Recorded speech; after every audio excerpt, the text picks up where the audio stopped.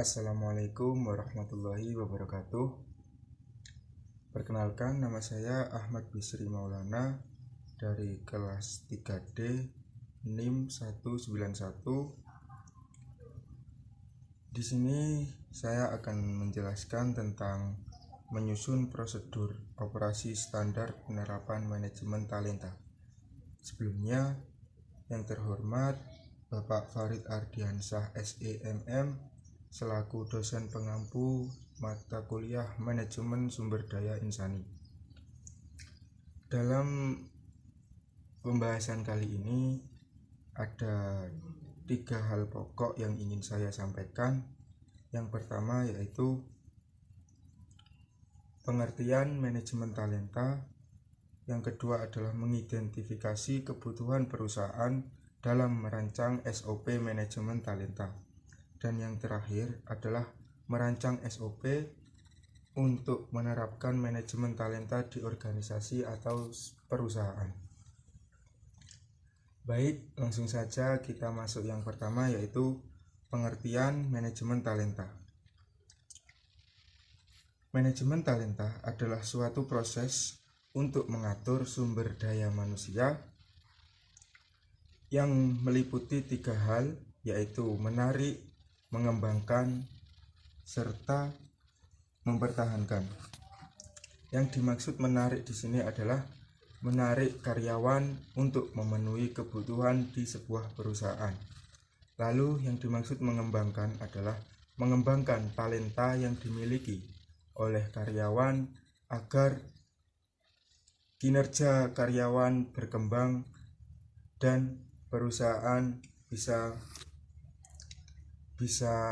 mencapai sebuah tujuan.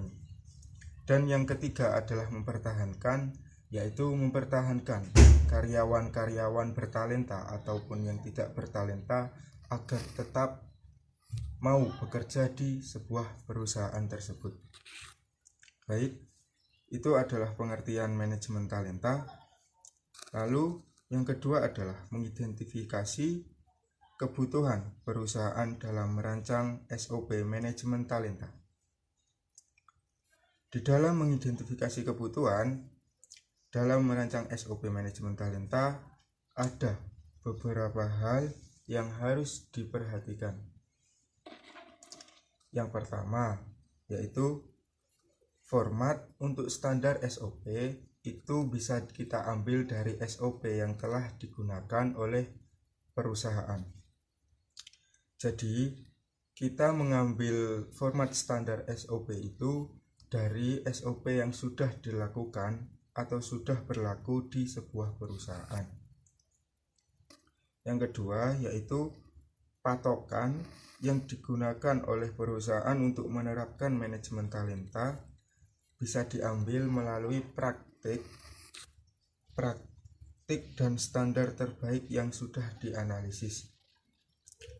Jadi perusahaan akan memakai patokan penerapan manajemen talenta dari hasil analisis standar dan praktik terbaik agar tidak terjadi kesalahan SOP yang digunakan di dalam sebuah perusahaan. Yang ketiga, dalam menentukan pekerja bertalenta bisa ditentukan melalui tolak ukur sesuai dengan kebutuhan bisnis perusahaan. Jadi, pekerja bertalenta bisa didapatkan sesuai apa yang dibutuhkan oleh perusahaan. Misalnya, perusahaan membutuhkan karyawan di bagian HRD, lalu perusahaan mengidentifikasi pekerja yang memiliki bakat atau talenta di bidang HRD untuk mengisi kekosongan yang ada di sebuah perusahaan. Lalu yang keempat yaitu di dalam manajemen talenta terdapat proses-proses yang harus dilakukan. Proses-proses tersebut yaitu keterkaitan yang harus dikaji lebih dalam lagi agar proses-proses tersebut bisa terintegrasi. Dan yang kelima, segala sesuatu yang mengenai tentang manajemen talenta yang akan dimasukkan atau dimuat dalam SOP perlu diidentifikasi terlebih dahulu berdasarkan urutan proses. Masuk pembahasan yang ketiga, yaitu merancang SOP untuk menerapkan manajemen talenta di organisasi. Ada beberapa hal yang harus diperhatikan untuk merancang SOP untuk menerapkan manajemen talenta di sebuah perusahaan ataupun organisasi. Yaitu yang pertama, yaitu di dalam pembuatan atau perancangan SOP, sebelumnya kita perlu memperhatikan manajemen talenta pada sebuah perusahaan. Karena kunci kesuksesan dan perkembangan di sebuah perusahaan itu ada pada karyawan yang memiliki talenta. Semakin banyak karyawan yang bertalenta, maka semakin berkembang dan semakin maju perusahaan tersebut.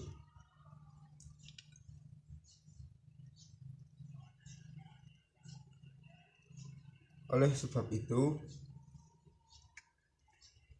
perusahaan harus mempunyai strategi yang bagus untuk mencetak karyawan-karyawan yang bertalenta atau untuk mewujudkan manajemen talenta agar kedepannya perusahaan lebih baik dan berkembang lagi. Nah, di dalam merancang SOP ada beberapa hal yang harus kita perhatikan. Sebelum kita membuat SOP penerapan manajemen talenta, perusahaan terlebih dahulu harus merancang atau membuat strategi manajemen talenta guna untuk kebaikan SOP penerapan manajemen talenta. Nah, ada beberapa hal yang harus diperhatikan untuk merancang strategi manajemen talenta. Nah, di sini pemimpin memiliki peran yang sangat penting untuk merancang sebuah strategi manajemen talenta. Karena pemimpin yang memiliki jiwa kepemimpinan yang bisa merangkul serta mengayomi para anggotanya dan juga memberikan contoh teladan yang baik untuk bisa dibuat contoh untuk para anggotanya. Nah, apa itu? Pemimpin memiliki peran yang sangat penting untuk mengembangkan serta memajukan sebuah perusahaan melalui strategi manajemen talenta. Agar strategi manajemen talenta terlaksana atau terancang dengan baik,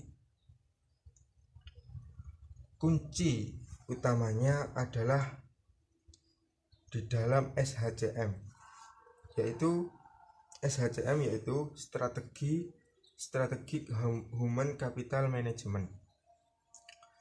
SHCM inilah yang menjadi kunci utama lancarnya atau suksesnya pengelolaan dan pengembangan talenta. Nah, di dalam SHCM ini terdapat empat hal. Yang pertama yaitu talent planning, terus talent acquisition, talent development, serta talent retention. Nah, 4 hal ini harus dilakukan oleh sebuah perusahaan agar bisa menciptakan manajemen talenta. Nah, setelah strategi manajemen talenta dirancang atau dibuat, selanjutnya rancangan SOP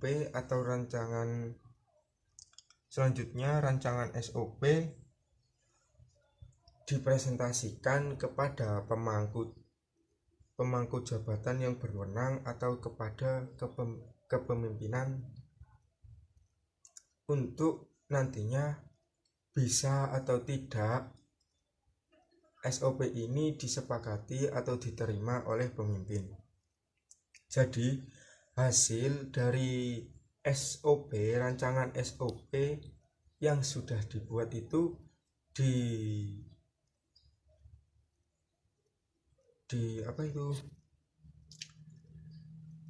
dipaparkan atau dipresentasikan kepada pemimpin untuk disetujui. Nah, setelah dipaparkan atau dipresentasikan, pemimpin memiliki hak untuk menerima, menyetujui atau tidaknya SOP yang telah dibuat oleh sebuah perusahaan. Jadi di sini untuk merancang SOP manajemen talenta di sebuah perusahaan adalah yang pertama, kita harus merancang SOP disusun sesuai dengan strategi manajemen talenta. Nah, setelah SOP dirancang atau dibuat, lalu kita paparkan atau kita presentasikan kepada pemimpin. Setelah kita presentasikan kepada pemimpin memiliki hak untuk menyetujui, menerima atau tidaknya SOP yang telah dirancang oleh perusahaan. Nah, baik, mungkin hanya itu yang bisa saya sampaikan. Tetap semangat belajar meskipun kita dalam kondisi pandemi. Semoga kalian semua dilindungi oleh Allah Subhanahu wa taala dan selalu diberikan kesehatan. Serta apa yang saya sampaikan bisa bermanfaat buat kalian. Akhirul kalam, wassalamualaikum warahmatullahi wabarakatuh.